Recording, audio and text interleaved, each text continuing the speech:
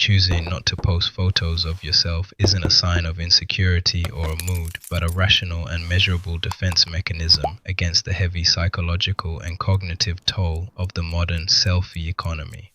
Think about the last time you hesitated before posting a photo of yourself. We usually think this hesitation is just a quick moment of social nerves, but researchers actually measured this in a lab. They had a group of people take a selfie. Some were told it would be posted, some weren't. It didn't matter. The simple act of turning the camera around and framing yourself, not the posting, just the framing, was enough to change how they felt about their own bodies within minutes. Whatever is happening when someone decides not to post, the real story starts before the photo is even taken. In 2021, a study in the journal Media Psychology asked a simple question: does taking a selfie change how you see yourself, even if no one else ever sees it?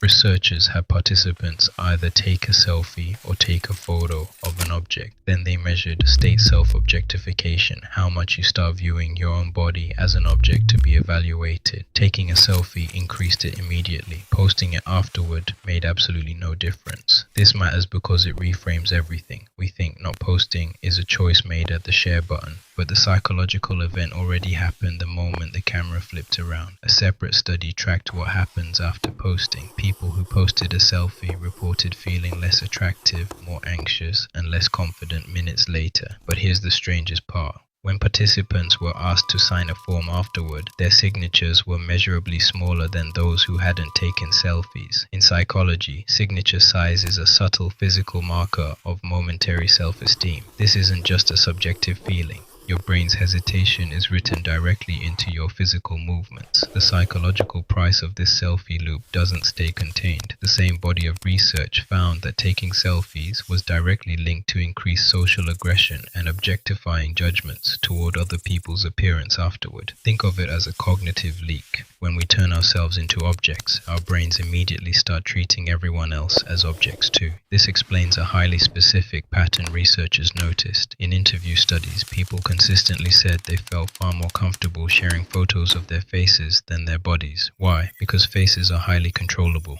A face can be angled, lit, filtered, and edited with surgical precision. What you choose to hide in a photo is never random. It is always the exact part of the image you have the least control over. Zoom out from the individual, and there's a structural system problem. Researchers Alice Marwick and Dana Boyd call it context collapse.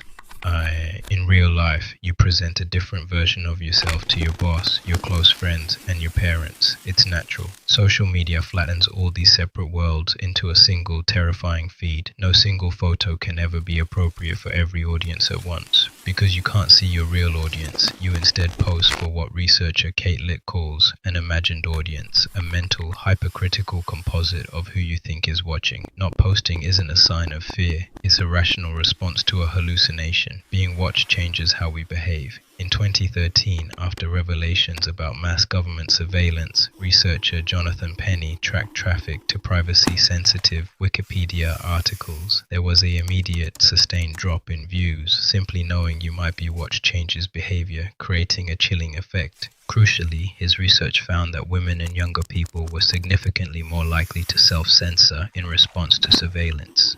Who chooses silence online correlates directly with who has historically faced more real-world consequences for being visible in the first place. Long before social media, sociologist Irving Goffman compared human life to theater.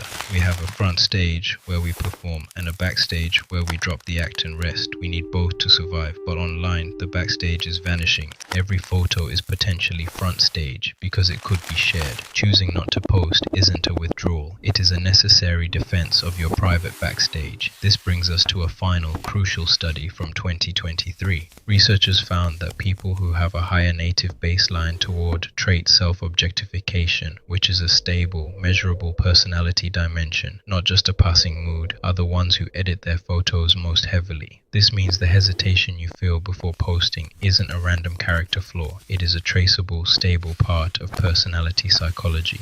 The next time you watch someone hesitate over the share button, or feel that hesitation yourself, understand what's really happening. You aren't watching indecision. You are watching a highly sophisticated, automatic cognitive calculation processing context collapse, an imagined audience, and a documented psychological cost. Not posting was never really about the photo. It was always about protecting the only space left where nobody is watching. But what happens when our real life interactions start taking on the exact same anxiety? In our next video, we're diving into the psychology of microsurveillance in friendships and how we became our own detectives. Click here to watch. Have you noticed your relationship with posting change over the last few years? Let's discuss the psychology of why you chose to post or stop posting in the comments.